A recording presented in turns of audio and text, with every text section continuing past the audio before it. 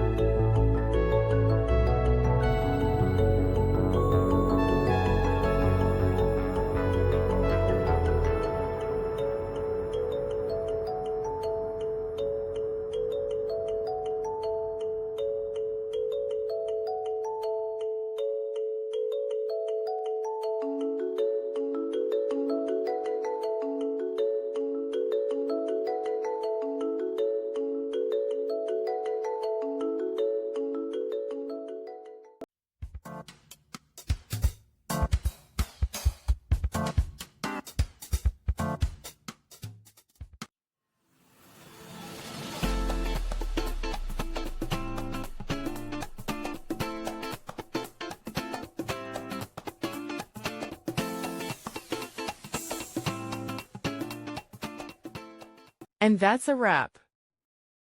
I hope you found the answer you were looking for. If you did, take a second to hit that subscribe button. It really helps out.